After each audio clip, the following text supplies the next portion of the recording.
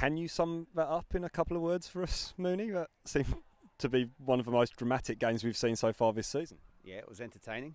It was heart-stopping, a nightmare for a coach, especially for me, because I guess when it went to 11v10, the onus was on us to obviously go and push forward, and we did, but we let ourselves down at key moments, 2 set pieces, and they let them back into the game, and really that was only going to be their only avenue back into it. And we spoke about it at half-time, but obviously we didn't heed the warnings from myself and Darren, so it made it difficult for us, but at least at the end of the day we found a way to get the 3 points.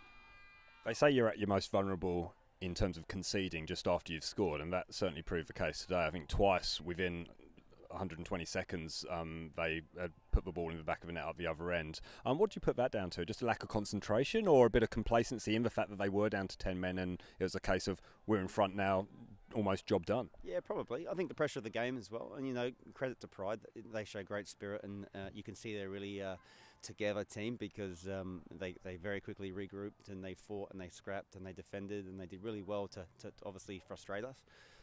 But yeah, I guess maybe we scored and the momentum, the pressure relieves a bit, and we switched off, and I was really disappointed with that, to be honest. We had the game there for in control, and we let them back in twice. You mentioned that it's a tough game as a coach. It looked like you were close to doing your nut, particularly for the second goal that Western Pride scored, because you were screaming at your players to switch on. Will you be having words with them afterwards, or do you let them enjoy the win?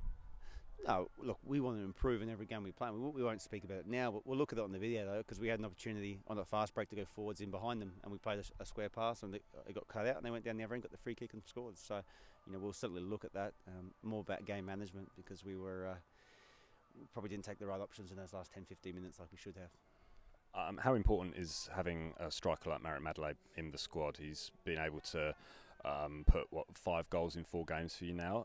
You had mentioned a couple of times that you needed a number 9. I mean, he certainly fits that bill, doesn't he? Yeah, well, to be honest, we've been chasing Marek for 2 years. He's the striker we've been trying to get. We thought we had him in the pre-season and it didn't come off. A little snag kept him at Holland Park, and we were prepared to wait because we knew what we wanted, and we've got the man we want, and he's certainly delivering for us. He was excellent again tonight. He was a handful for the centre backs of Pride, and all night he just caused them problems. Missed penalty at the end. That was a heart stopper for, I think, everybody concerned. Will Luke be taking penalties again? Well, look, that's the 3rd penalty taker we've had who's missed, so we're trying different people. One thing I'll say, Luke's the best penalty taker in the club, technique-wise. We saw that in the FFA Cup. And look, his penalty wasn't too bad tonight, but you've got to give credit to their boy. He made a fantastic save, and I'll look at it again. Like I said, if he's the best technical penalty taker in the club, well, chance there will be on it next week as well. He probably quite likes the attention as well, taking penalties, doesn't he? Oh, he loves it. He loves the drama, and I'm sure he was loving every second, apart from when he missed. Well, thanks very much, Mooney. It's an excellent win. You're level on points now at the top of the table with a game in hand. Does that put you in the box seat? Maybe right now, but look, we're not really looking at that. We know we've got some really tough games, and there's going to be so many more twists and turns between now and the end of the season.